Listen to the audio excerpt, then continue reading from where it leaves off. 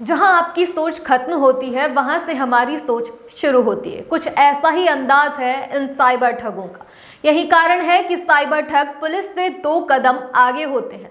Cyber अपराध के प्रति जागरूकता और सतर्कता बेहद जरूरी है। साइबर अपराधी तक पहुंचकर इन अपराधियों की धरपकड़ करना पुलिस के लिए आसान नहीं होता है। यह शातिर बदमाश इतने शातिर हैं कि इन अपराधियों ने बैंक अधिकारियों और मोबाइल सेवा प्रदाता कंपनियों के कर्मचारियों से ऐसा गठजोड़ कर रखा है कि यह पुलिस से 2 कदम आगे ही रहते हैं। यही कारण होता है कि साइबर ठगी के अधिकतर मामलों में पुलिस को यदि समय पर सूचना मिल भी जाती है तो पुलिस अलग अलग बैंक खातों में ट्रांसफर किए गए पीड़ित के पैसे होल्ड करवाने से ज्यादा कुछ भी नहीं कर पाती। कई ऐसे मामले हैं जिनमें पीड़ित शिकायत देता है और उसके बाद में पुलिस बैंक खातों में पैसे होल्ड करवाती है, लेकिन तब तक काफी देर हो चुकी होती है।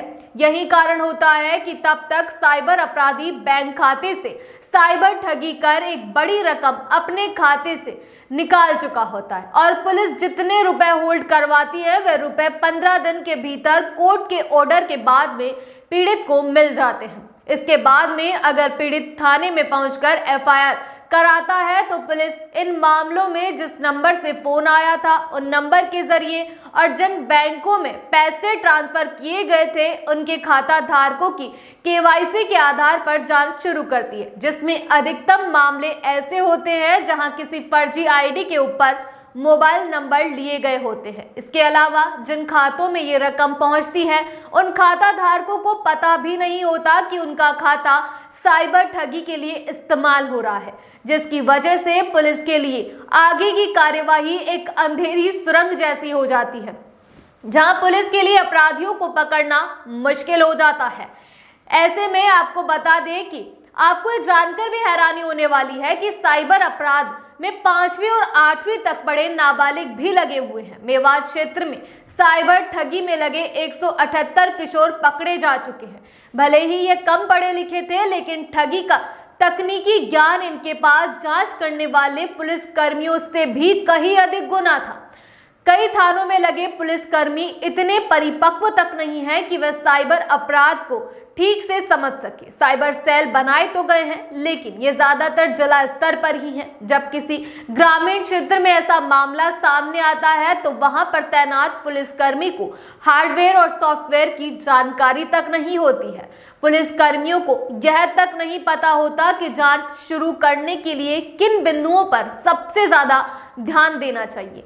कहीं ना कहीं देशव्यापी स्तर पर साइबर पुलिस का बेहतर नेटवर्क नहीं होना साइबर ठगों की धरपकड़ में आड़े आता है। ऐसे मामलों में यदि अपराधी पकड़ा भी जाता है तो सजा दिलाने में कानून कमजोर पड़ जाता है। ऑनलाइन धोखाधड़ी के लिए 7 साल की सजा तय की गई है, जो साइबर अपराधी के लिए बहुत कम है। इसके लिए सख्त सजा का प्रावधान बेहद जरूरी है, क्योंकि अभी साइबर ठगों को कानून से भय नहीं है और वे साइबर ठगी की प्रयोगशाला बनाकर नए नए तरीके से लोगों को अपना शिकार बना रहे हैं।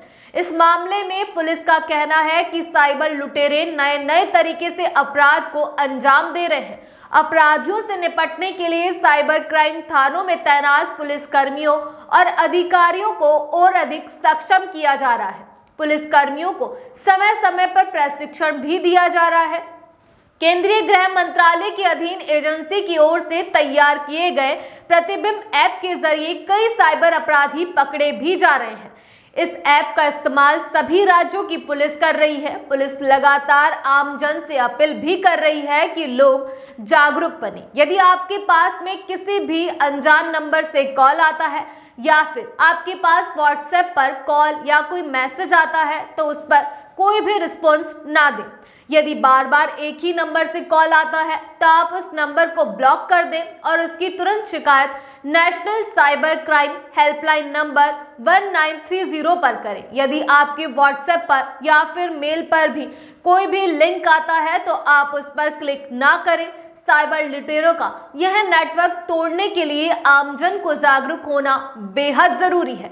अगली बार आपसे फिर मुलाकात होगी, तब तक के लिए इजाजत, नमस्कार।